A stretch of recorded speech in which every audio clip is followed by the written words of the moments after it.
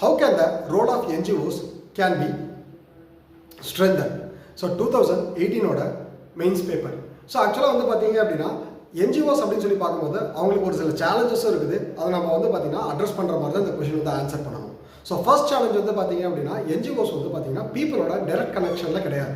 So beta அந்த மாதிரி organisations அவங்க எடுத்துக்கிட்ட ஸ்டெப்ஸ்னால மக்களோட டைரெக்டாக அவங்க வந்து பார்த்தீங்கன்னா பீட்டாவோட ஜல்லிக்கட்டு பேன்னால மக்களோட டிரெக்டாக கனெக்ட் பண்ணுறது வந்து பார்த்தீங்கன்னா கொஞ்சம் கஷ்டமாக இருக்குது.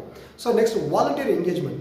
ஸோ பீப்புள் டிரெக்டாக என்ஜிஓஸோட வாலண்டியராக என்கேஜ் ஆகிறது அப்படிங்கிறது ரொம்ப கஷ்டமான ஒரு விஷயமா இருக்குது. அதுக்கடுத்து ப்ராசஸ், ரெகுலேட்டரி ஹர்டில்ஸ். ஒரு என்ஜிஓ ஒரு பேப்பர் பாஸ் பண்ணி ஒரு ப்ராஜெக்ட்ஸை சாங்ஷன் பண்ணணும் அப்படிங்கிறது ரொம்ப கஷ்டமான ப்ராசஸாக இருக்குது. Bureaucratic delays. ஸோ அவங்களோட ரெஜிஸ்ட்ரேஷனே வந்து பார்த்தீங்க அப்படின்னா ஒன் ஆஃப் தி காம்ப்ளெக்ஸ் ப்ரொசீஜராக இருக்குது.